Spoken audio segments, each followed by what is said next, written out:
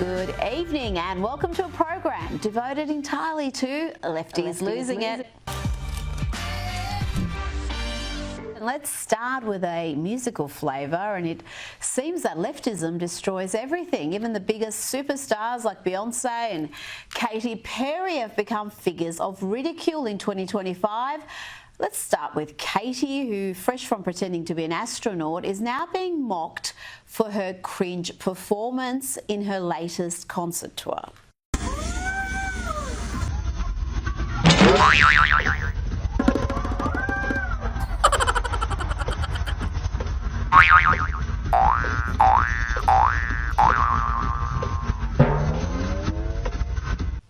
Did she leave any discernible talent she had in space? I mean, imagine paying good money to see this.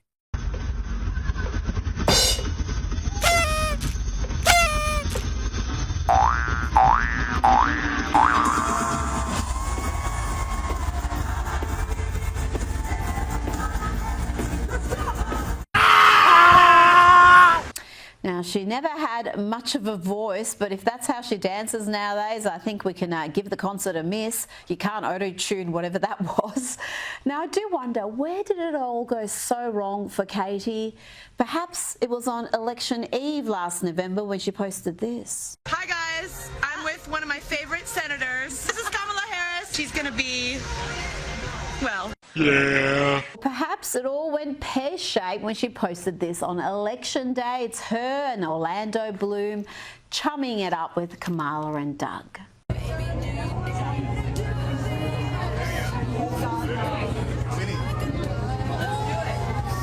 Oh dear, now poor Katy is reduced to a punchline, and she's not alone. Pop stars don't come much bigger than Beyonce.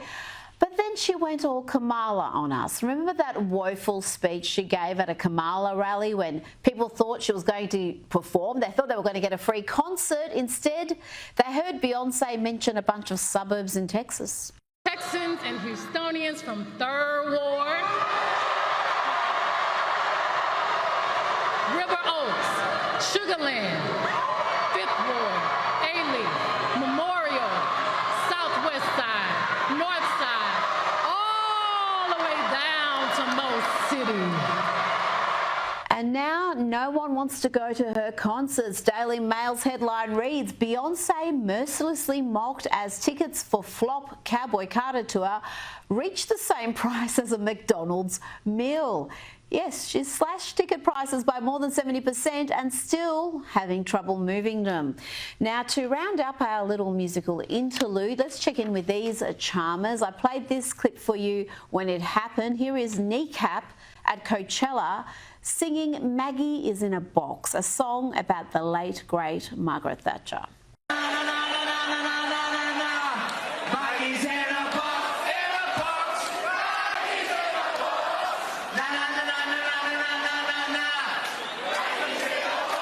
Well, they've gone from that degeneracy to this. Now Kneecap are openly praising the savage, mass-murdering terrorists of Hamas.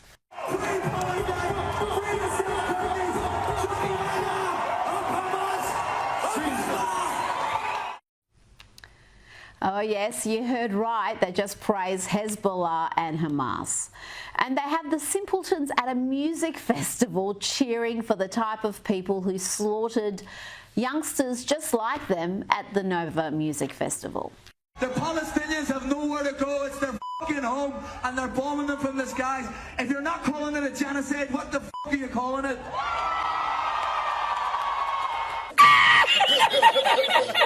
Now, if the left didn't have double standards, they'd have no standards at all. And here is another prime example. This is Andrew Weissman claiming that Trump being targeted with bogus charges in a shocking case of lawfare. Well, that was a great day for America because it proved no one is above the law.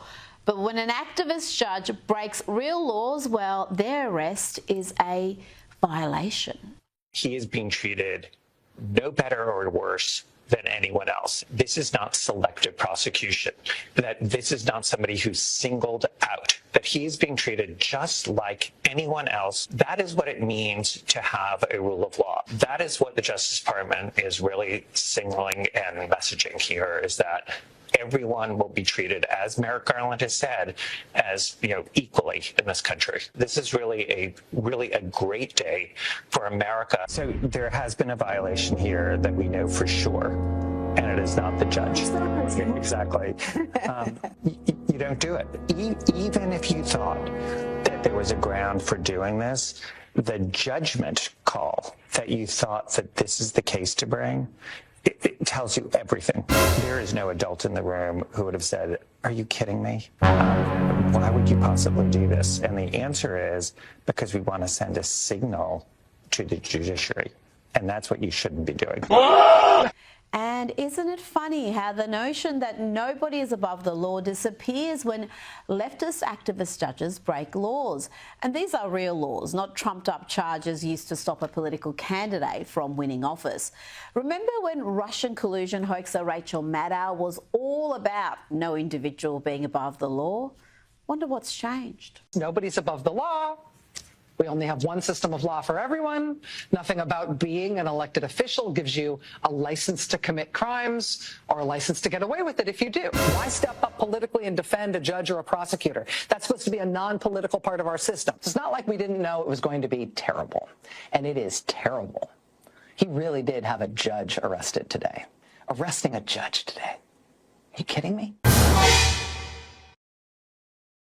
And why was Wisconsin Judge Hannah Dugan arrested by the FBI?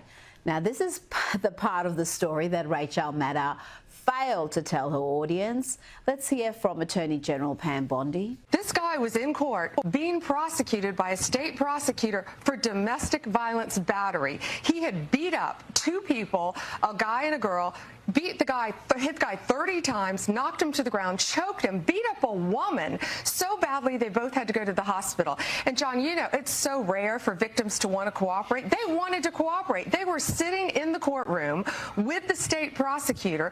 The judge learns that ICE was outside to get the guy because he had been deported in 2013, came back in our country, commits these crimes, charged with committing these crimes, victims in court. Judge finds out. She goes out in the hallway, screams at the immigration officers. She's furious, visibly shaken, upset, sends them off to talk to the chief judge. She comes back in the courtroom. You're not going to believe this. Takes the defendant and the defense attorney back in her chambers, takes them out a private exit and tells them to leave. While a state prosecutor and victims of domestic violence are sitting in the courtroom.